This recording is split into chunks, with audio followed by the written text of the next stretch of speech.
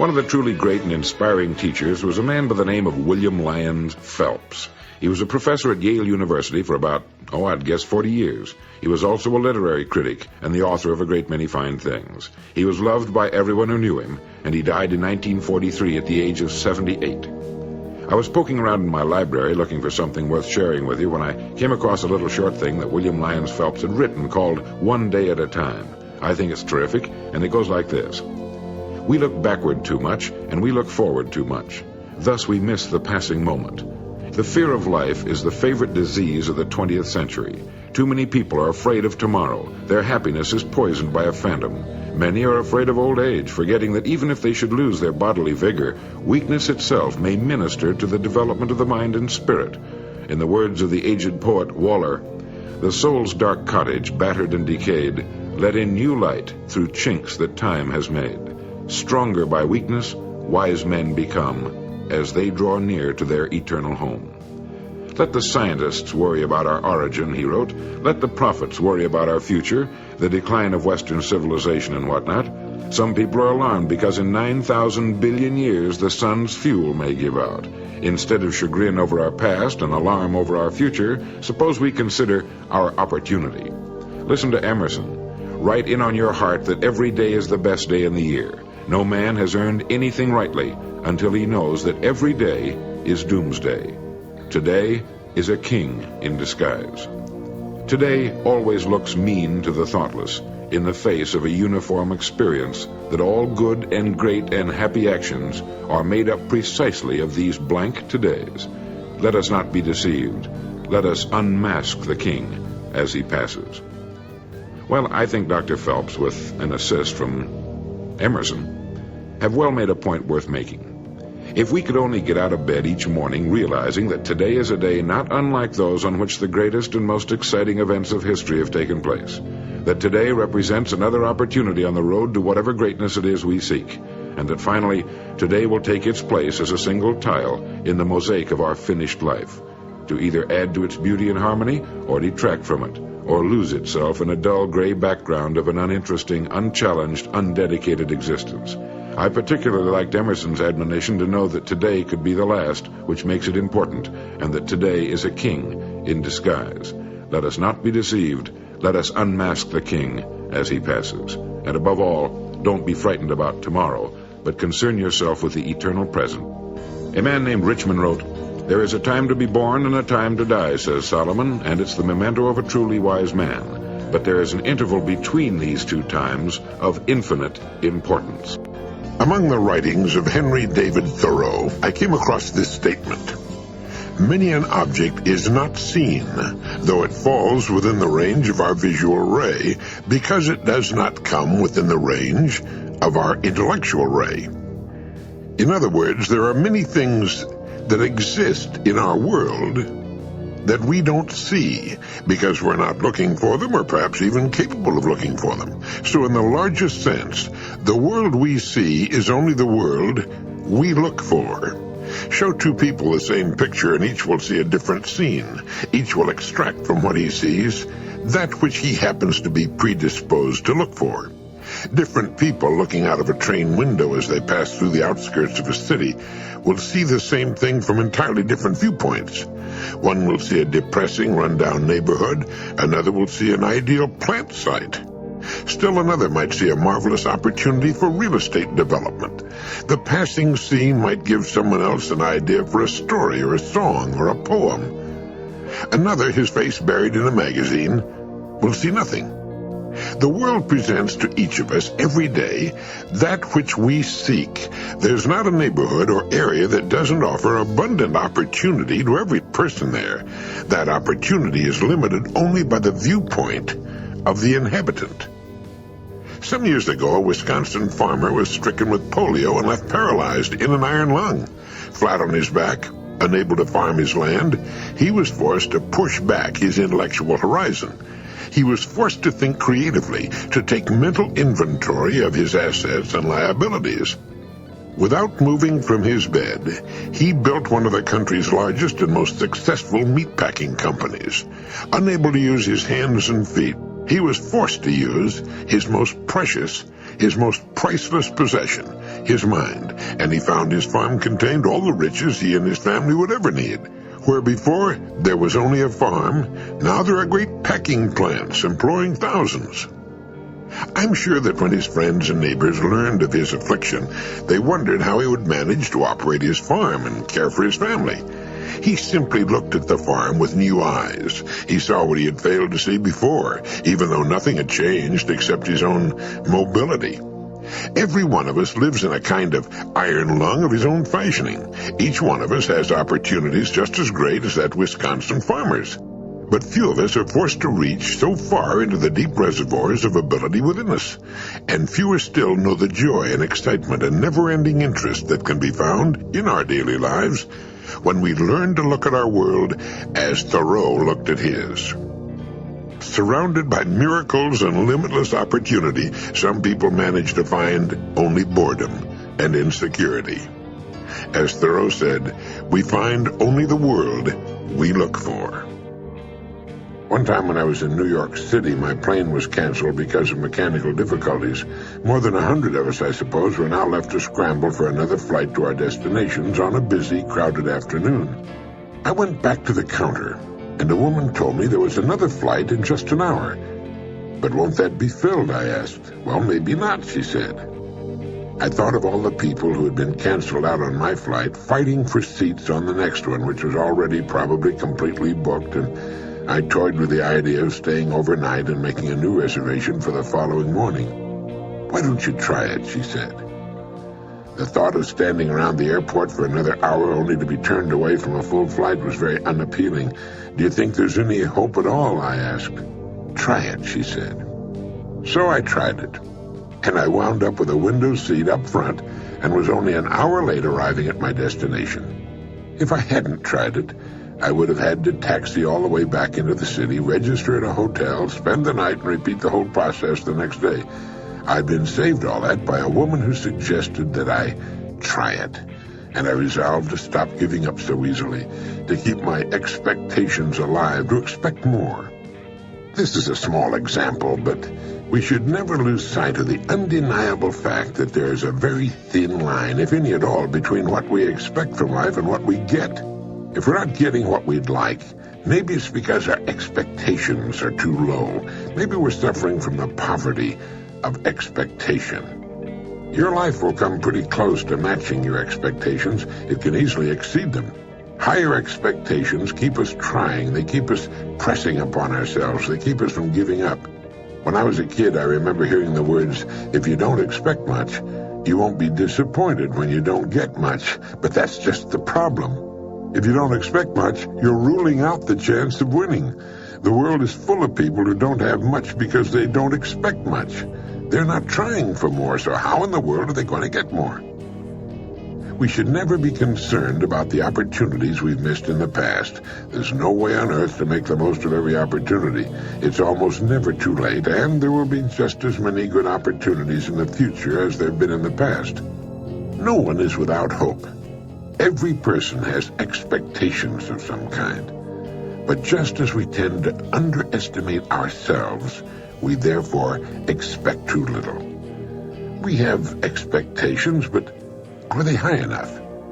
As Goethe put it, in all things it is better to hope than to despair. It might be a good idea to take inventory of our expectations. Maybe we could use a new shipment. We become what we habitually think about. I read a comment in Forbes magazine by Henry George. He said the fundamental principle of human action is that men seek to gratify their desires with the least exertion. And there's the rub. That's the difference between what we say we want and what we're willing to settle for. It's like the high school kid who tells his counselor that he wants to be a physician and whose grades are C's and D's. Sure, he wants to be a doctor, but only if there isn't too much hard work involved. I've often thought that therein also lies the crux of the mid-career identity crisis so common among men. He wakes up one morning, usually a rainy Monday, looks at himself in the mirror before he's showered and shaved, and gets a world record sinking feeling. He's 40, and he suddenly realizes those insurance people know what they're talking about when they deal in mortality tables, and that there's one whopping disparity between what he's accomplished and what he used to think he'd accomplish. And often a very similar crisis happens to women. What happened, though, he wonders? Where did all those years go? And what's he been doing all that time? And more importantly, where's he going? What about all those young dreams? Voila! Identity crisis. He's not the person he intended to become. And what happened was that he was comfortable. He had a job he could handle with raises along the way, 3 square meals a day, a family, these are not in the order of their importance necessarily, a house, well, actually it was what the other guys were doing too, and then those young dreams had been a bit amorphous, a little fuzzy around the edges. The thing is that while he may not be the person he intended to become, he's the person he settled for. He really has what he wanted after all. I had a call the other day from an older woman I know, and she said, when I was a girl, I wanted more than anything to learn to play the piano, but my parents couldn't afford it. And there was a super private school I wanted to go to, but they couldn't afford that either. I asked her if she'd learned to play the piano later on after she left home. She said no. I reminded her that she could have learned to play every instrument in the Boston Symphony during the time she'd wasted since then. I told her that blaming her parents was the easy way out.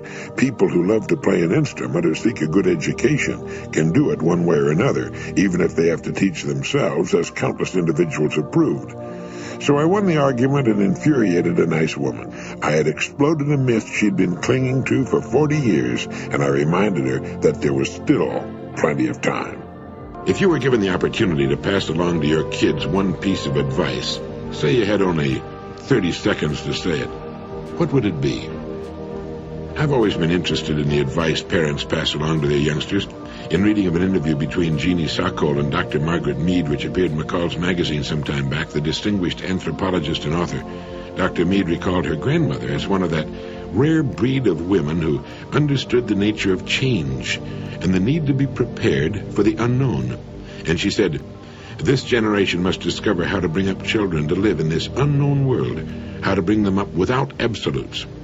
My grandmother taught me," she said, "to nest in the gale," which is why I'm still around.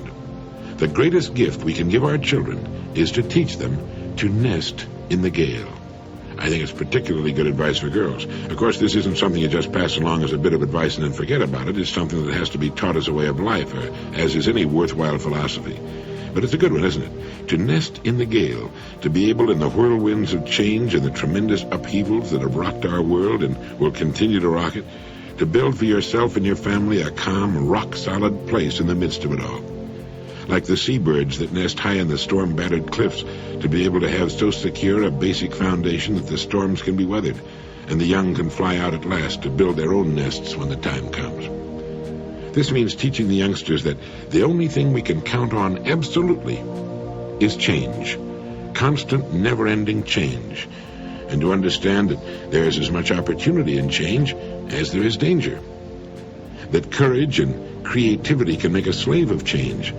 And that change, however disruptive, holds the only hope for the future of mankind.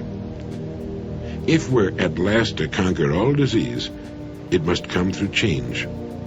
If we're to give every person on earth a decent, nutritious diet, it must come through change. If we're to have peace, if we're to tap at last the true potential of man to transcend himself, it will come through change.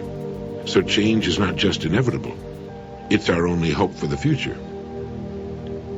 If young people look at change in this light, they will welcome it, knowing that they're going to have to take a few knocks along with the good. So as Dr. Margaret Mead says, maybe the greatest gift we can give our children is to teach them to nest in the gale, so that they'll be able to fly in good health and clear skies when the gale has passed, as pass it must.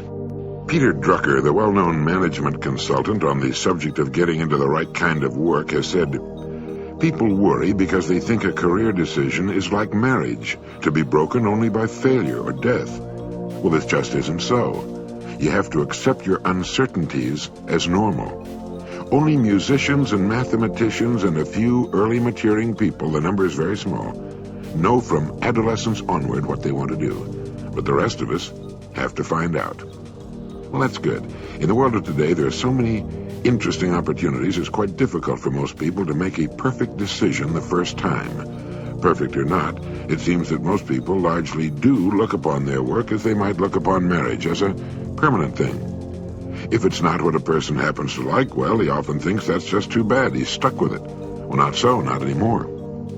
I read somewhere recently that one of the tragedies of our educational system is that it often steers young men into the more acceptable or better-known fields simply because it's easier to get them to conform to the curriculum than for the school to branch out into less popular studies. Thus, the young man who dreams of being an oceanographer or expert on pollution winds up being a lawyer or a CPA. But be that as it may, the person who dreams of more interesting, more challenging, and perhaps more rewarding work should ask himself quite seriously, and I don't mean more rewarding than being a CPA or a lawyer, that can be as rewarding as anything else, but he should ask himself quite seriously what it is that prevents him from fulfilling his dream. No matter what field a person chooses, there's always room. People in that field are getting older, they're moving up and out, they're retiring. If a person can think of the field he would like very much to enter, chances are he can get into it if he's willing to make a few sacrifices. It might mean going back to school or starting all over at the bottom. But if he wants it enough, well, he can get into it. Remember, too, that it used to be that most people in most jobs were restricted to work in the country of their birth. Today, the whole world, or at least a big part of it, is available. Opportunities are literally everywhere. From A to Z, from aviation to zippers, there's a kind of work that can be congenial and interesting for just about anyone, if you'll go to the trouble of discovering what it is and then qualifying for it. As I may have mentioned 400 or 500 times before, the luckiest people on earth are those who enjoy and can find personal fulfillment and satisfaction in their work. As the man said, only musicians and mathematicians and a few early maturing people, the number is very small, know from adolescence onward what they want to do. The rest of us have to find out. An accomplished woman musician gave a great piano performance for a woman's club. Afterward, over coffee, an admirer from the audience gushed to the virtuoso, "I'd give anything to play as you do."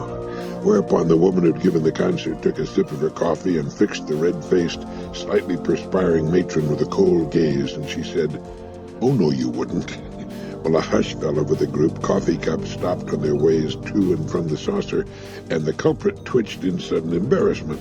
Looking about as she repeated, but in a softer voice, her original statement, "I would too give anything to play the piano as you do." The virtuoso continued to sip her coffee and shake her head. "No, you wouldn't," she repeated. "If you would, you could play as well. Possibly better, possibly a little worse than I do. You'd give anything to play as I do, except time, except the one thing it takes to accomplish the fact. You wouldn't sit and practice, hour after hour, day after day, year after year." Then she flashed a warm smile. "Understand," she said, "I'm not criticizing you. I'm just telling you that when you say you'd give anything to play as I do, you really don't mean it. You really don't mean it at all." In the pause that followed, a napkin falling to the thick rug would have rattled the windows. The women looked at each other and then back at their coffee cups. They realized that this woman had spoken the truth. They would like to have her talent now, fully matured and developed, but as for putting in the 20 years of work that went into the fashioning of it, no, that was a different matter. Soon the light conversation was resumed and the incident was glossed over, but not forgotten. People are forever saying, "Oh, I'd give anything," but the fact remains that they don't. They give very little, often nothing, to do the things they say they'd give anything to do. The actor who envies the pinnacles reached by the stars, the small business person, the homemaker, the student, the golfer, the professional person, the aspiring writer, the painter, across the entire spectrum of achievement, the stars are those who have simply given their dedication, their singleness of purpose, their days and nights, weeks and months and years, and when the harvest they have so painstakingly sown and nurtured for so long begins to be reaped, there are others with the same time, the same opportunity, the same freedom, who come up to say, "I'd give anything to be able to do what you're doing, to have the things you have." But as the pianist said, "I'm just telling you that when you say you'd give anything to play as I do, you really don't mean it. You really don't mean it at all." Each of us has the time and the opportunity. If we say we haven't, we're trying to kid ourselves. Everybody ought to become great at something. What is it that you'd give anything to become? Well, then give it, and you'll become it. Sometimes it seems as though there are far too many spectators and not enough players. Maybe we're so busy watching the world and everyone else we forget we've got one of our own to win.